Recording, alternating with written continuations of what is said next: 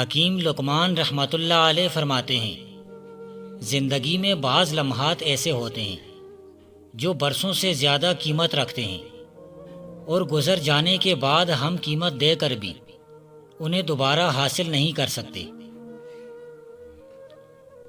جو بندہ دنیا کے نشے میں مست ہو گیا، اس نے اپنے دین کو اس کے حق مہر میں دے دیا۔ بس جدھر دنیا جاتی ہے وہ اس کے پیچھے مارا مارا پھرتا ہے اور اس کو اپنا خدا بنا لیتا ہے۔ آخر کار وہ تباہ ہو جاتا ہے۔ پس ہمت نامرادی کی حد پر پہنچ کر اپنے اعضاء اور دماغ کو معطل کر بیٹھتے ہیں، مگر عالی ہمت خدا کی بخشی ہوئی طاقتوں سے کام لیتے ہیں۔ زیادہ نرم ہو کر کسی کے منہ کا نوالا نہ بنو، کسی بھی حالت میں اپنے دل کو مت گراؤ۔ دیکھو، لوگ گرے ہوئے مکان کی اینٹیں بھی اٹھا کر لے جاتے ہیں۔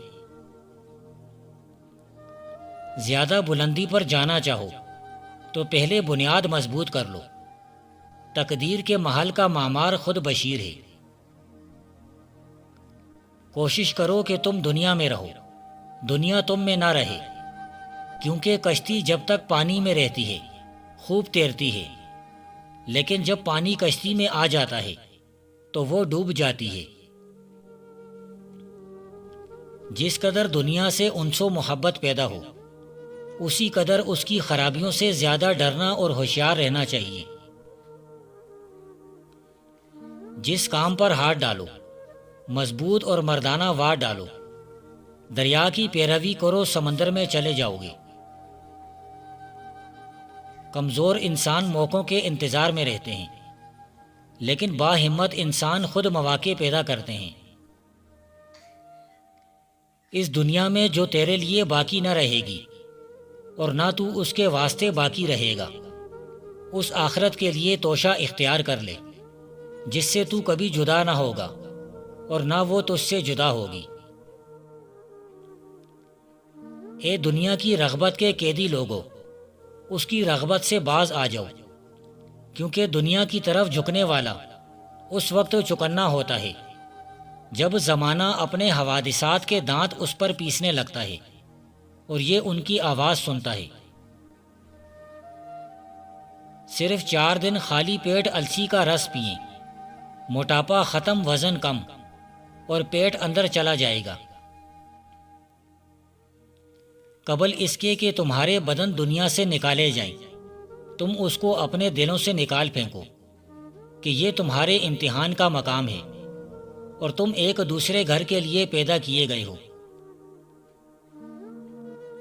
تمہارا کام یہ ہے کہ پہلے کھودو اور پھر بودو، خدا ضرور کامیابی دے گا۔ انسان دنیا کے سمندروں میں تنکے کی طرح بہا چلا جانے کے لیے پیدا نہیں ہوا، بلکہ اس لیے بھیجا گیا ہے کہ ملاح کی طرح موجوں کا مقابلہ کرتا ہوا اوروں کو بھی پار اتارنے کی کوشش کرے۔ ترقی کی راہ میں سر پر دوڑنے والے ٹھوکر کھا کر گر جاتے ہیں یا دم اکھڑ کر پیچھے رہ جاتے ہیں۔ جس طرح پست گدھے پر ہر کوئی چڑھ جاتا ہے، اسی طرح نالائق نرم و مزاج شخص پر سب حکومت کرتے ہیں۔ فطرت انسان کے سوا تمام جانداروں میں ایسی آندھی اور شدید خواہش پیدا کر دیتی ہے کہ وہ مقرر وقت اور موسم میں وہی کچھ کرتے ہیں جو ان کے لیے کرنا ضروری ہے۔ اپنے آپ سے محبت اتنا سنگین گناہ نہیں جتنا سنگین گناہ اپنے آپ سے لاپرواہی کرنا ہے۔ گناہ نیکی کے لباس میں دھوکہ دے سکتا ہے۔ جس طرح برتن کی آواز سے پتہ چل جاتا ہے کہ یہ ٹھیک ہے، ٹوٹا ہوا ہے، اسی طرح آدمی کی گفتگو سے معلوم ہو جاتا ہے کہ وہ عقل مند ہے یا بے وقوف۔ کتنی ہی معمولی جگہ کیوں نہ ہو، گھر جیسی کوئی جگہ نہیں۔ جیب میں سوراخ ہو تو اس میں روپے بھرنے کا کوئی فائدہ نہیں۔ کامیابی کا زینہ ناکامیوں کے ڈنڈوں سے تیار ہوتا ہے۔ کوئی آدمی ساری دنیا کو دھوکہ نہیں دے سکتا، اور نہ ہی کبھی ساری دنیا نے کسی ایک آدمی کو دھوکہ دیا ہے۔ دھوکے اور فریب کی عادت انسانی روح کا سب سے ناقابل علاج مرض ہے۔ بدترین کام اور بدترین بات کو نفیس ترین طریقے سے کرنے اور کہنے کا نام دھوکہ ہے۔ دنیا ایک خوبصورت کتاب ہے، لیکن اس بندے کے لیے بیکار ہے جو اسے پڑھ نہیں سکتا۔ حالات سے سمجھوتا کر لینا ایک چھتری کا کام تو دے سکتا ہے، لیکن ایک مضبوط چھت کا نہیں۔ حالات سے سمجھوتا ایک وقتی ضرورت ہوتی ہے جو جماعتی سیاست میں تو اکثر مفید ہوتا ہے، لیکن مدبرانہ سیاست میں حالات سے سمجھوتا کرنا بھی دانشمندی قرار نہیں دیا جاتا۔ دین اسلام کے راستے نہایت روشن اور اس کی سڑکیں بالکل صاف، اور اس کے تمام اطراف میں روشنی پھیلی ہوئی، اور اس کا مرتبہ نہایت اعلیٰ و بلند ہے۔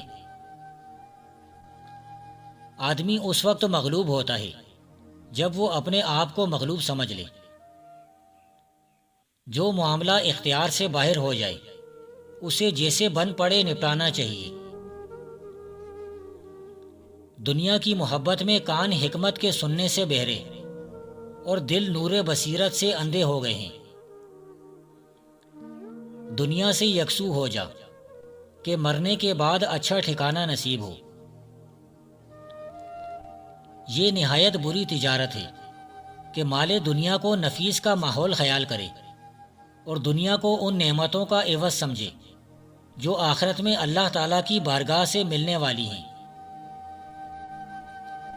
قانون میں سوائے اخراجات کے کوئی بات یقینی نہیں۔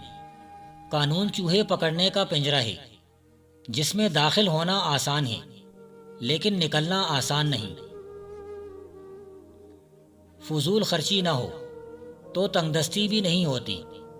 دانستہ فضول خرچی سے شدید ترین تنگ دستی پیدا ہوتی ہے۔